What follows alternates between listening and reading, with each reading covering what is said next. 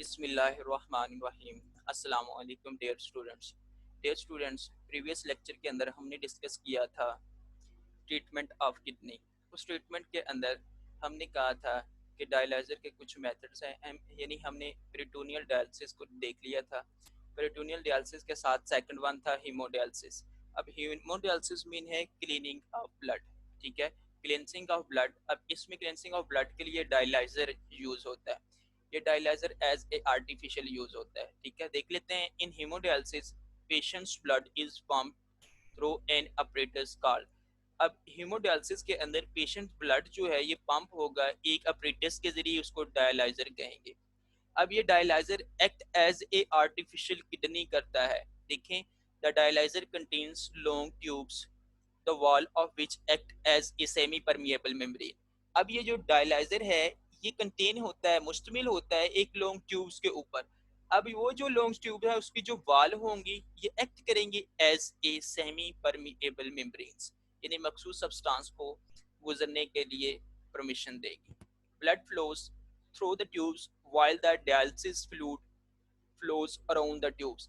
अब हमने कहा डायलाइजर के अंदर ट्यूब्स होंगी, वो ट्यूब कर रही हैं एक्ट एज सेमी परमिएबल, लेकिन सेमी परमिएबल मेम्ब्रेन। लेकिन अगर हम बात करें ट्यूब्स के अंदर से ब्लड फ्लो करेगा इस डायलाइजर के अंदर, और उसके साथ साथ जो फ्लूइड होगा ये इस ट्यूब के अराउंड अराउंड क्या फ्लो करेगा। देखें, extra water and waste move from blood into the dialysis fluid. अब एक्स्ट्रा वाटर और उसके साथ साथ जो वेस्ट है ये मूव करेगा किधर से, from blood into the dialysis fluid. अब इसमें एक्स्ट्रा वाटर और वेस्ट वगैरह नाइट्रोजनस वेस्ट है ब्लड से किसके अंदर आ जाएगा, डायलिसिस फ्लूइड के अंदर। और इस डायलिसिस फ्लूइड को बाद में क्या है कि रिमूव कर दिया जाएगा बॉडी से। देखें, the cleansed blood is then return back to the body. अब जो क्लीन हो चुका है ब्लड जिसमें से नाइट्रोजनस वेस्ट और एक्सेस वाटर रिमूव कर दिया जाता है, वो क्या है, दोबारा ब्लड को बॉडी को दे दिया जाता है। The haemodialysis treatment are typically given in dialysis centre. अब ये जो हीमोडायलिसिस ट्रीटमेंट है डायलिसिस सेंटर के अंदर ये ट्रीटमेंट दिया जाता है। ये देखें, अगर हम बात कर लेते हैं कि ये एक फर्ज किया कि एक सेंटर है, अब ये डायलाइजर है, ये देखें ये डायलाइजर है। अब हमने कहा कि ये dialyser act as a artificial kidney कर रहा है, इसके अंदर ये ट्यूब्स हैं, ठीक है। अब ये ट्यूब्स की जो वाल्स है ये एक्ट कर रही है as a semi permeable membrane, और उसके साथ साथ ये डायलाइजर का एक जो पंप एक साइड से है ये पेशेंट को ये इंसर्ट की गई है, ठीक है। ये देखें, इधर पेशेंट का ब्लड आएगा, ये ब्लड पंप हो रहा है, ब्लड आने के साथ साथ ये इन ट्यूब्स के अंदर आ जाएगा, और उसके साथ साथ अब फ्रेश डायलिसिस फ्लूइड इधर से दिया जाएगा, पंप किया जाएगा। अब याद रखें कि जो ब्लड है पेशेंट का वो किसके, इन ट्यूब्स के अंदर है, लेकिन जो फ्रेश डायलिसिस फ्लूइड है ये इस ट्यूब्स के अराउंड है, यानी इर्द गिर्द है। अब ये जो ट्यूब है एक्ट कर रही है as a semi permeable membrane. अब ब्लड से वेस्ट, नाइट्रोजनस वेस्ट और उसके साथ साथ जो वाटर होगा इस फ्लूइड के अंदर आ जाएगा, किसके जरिए, सेमी परमिएबल मेम्ब्रेन के जरिए। अब वही फ्लूइड जो है देखें इस तरह मूव करता हुआ इधर से क्या है बाहर निकाल दिया जाएगा, यूज डायलिसिस फ्लूइड, यानी इधर से डायलिसिस फ्लूइड को बाहर निकाल दिया जाएगा, और उसके साथ साथ जो फ्रेश जो ब्लड होगा इधर से फ्रेश ब्लड जो है, ब्लड फ्रॉम डायलिसिस टू है, अब फ्रेश जो ब्लड है वो दोबारा पेशेंट्स को प्रोवाइड कर दिया जाएगा। इधर से ब्लड आ रहा है, ठीक है, ट्यूब्स के अंदर आएगा, डायलाइजर की ट्यूब के अंदर आएगा, इधर से फ्लूइड डायलिसिस फ्लूइड आएगा। अब dialysis fluid around the tube है, अब ब्लड से वाटर और वेस्ट वगैरह किसके अंदर आ जाएंगे, डायलिसिस फ्लूइड के अंदर आ जाएंगे। वो डायलिसिस फ्लूइड इधर से क्या है रिमूव कर दिया जाएगा। देखिए, यूज डायलिसिस फ्लूइड इधर से क्या है निकाल लिया जाएगा।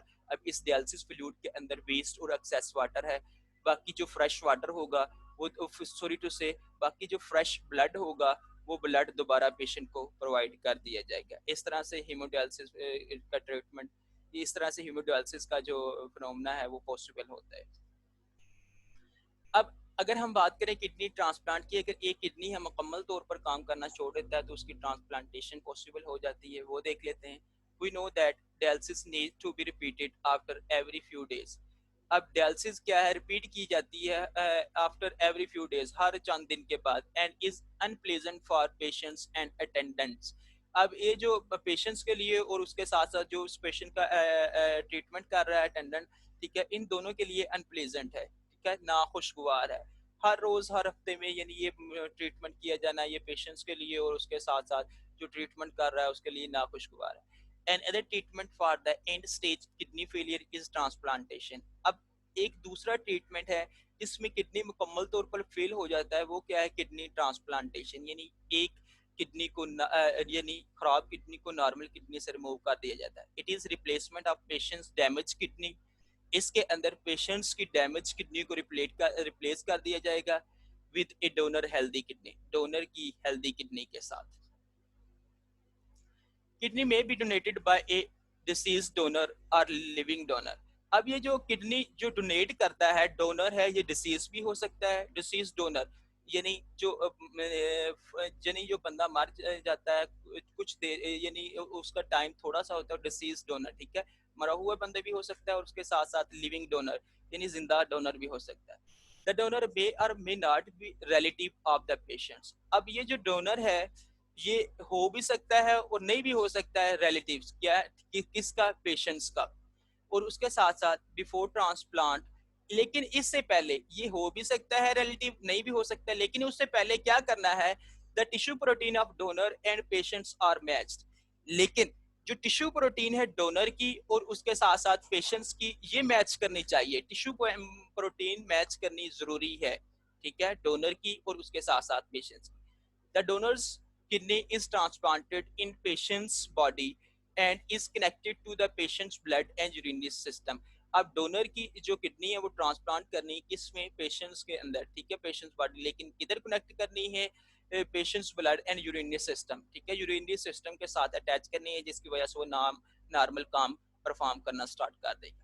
The average life time for a donated, अब एवरेज लाइफ टाइम डोनेटरी के लिए इज 10 to 15 ईयर, यानी 10 to 15 ईयर्स की जो एवरेज लाइफ टाइम है, ठीक है, इस लाइफ टाइम के अंदर एक डोनर पेशेंट्स को किडनी प्रोवाइड कर सकता है। अब हम अगर देख लेते हैं व्हेन ए ट्रांसप्लांट फेल्स, अगर ट्रांसप्लांट फेल हो जाता है the patients may be given A second kidney transplant. अब अगर एक ट्रांसप्लांट किया है तो उसके वो फेल हो जाता है तो पेशेंट क्या करता है, सेकंड किडनी ट्रांसप्लांट करता है, ठीक है। अब सेकंड किडनी जब ट्रांसप्लांट करेगा तो फिर क्या होगा, in this situation the patient is treated through dialysis for some intermediate time. अब वो जो इंटरमीडिएट टाइम होगा जिसमें एक किडनी खराब हो चुका है, यानी पहली ट्रांसप्लांटेशन खराब हो चुकी है तो दूसरी ट्रांसप्लांटेशन के दरमियान, तो उसके दरमियान में क्या करना है, डायलिसिस का तरीका अपनाना है उस इंटरमीडिएट टाइम के अंदर। Problems after a transplant may include transplant rejection।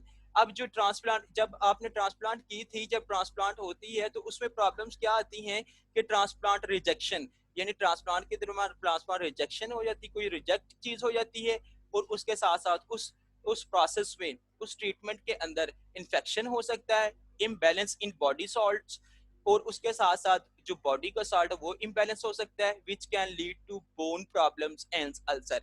ये तमाम क्या है, लीड करेंगे किसका, बोन प्रॉब्लम्स का, और उसके साथ साथ अल्सर भी हो सकता है।